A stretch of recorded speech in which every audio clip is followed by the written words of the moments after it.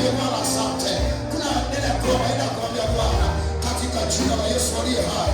Tunakushukuru Bwana kwa sababu ya muda huu na wakati huu uliotupa watoto wako. Bwana kuwepo hapa imani wako kwa ajili ya kuokoa moto katika damu yako. Ni nani kama wewe Bwana uliyejitoa sadaka kamili ili hiyo sadaka ituache huru hadi na uovu, kama maandiko yanavyosema katika waraka kwa Kolosai sura ile ya kwanza aya 13, kwamba nawe ulitoka katika nguvu za giza ukatuhamisha ukatuleta katika pendo la Bwana wako.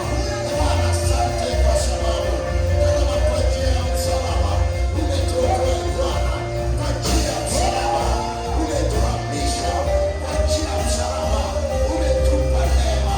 Ndiyo maana tuko hapa, ndiyo maana tuko hapa, ndiyo maana tuko hapa.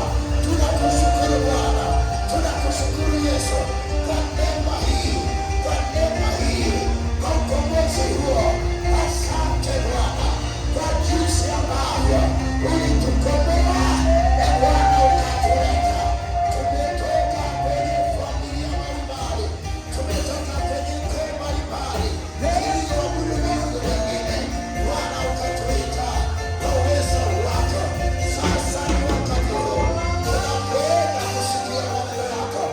Bwana tunaomba useme nasi, tunaomba Bwana useme nasi, tunaomba Bwana useme nasi kwa kinywa cha mtumishi wako.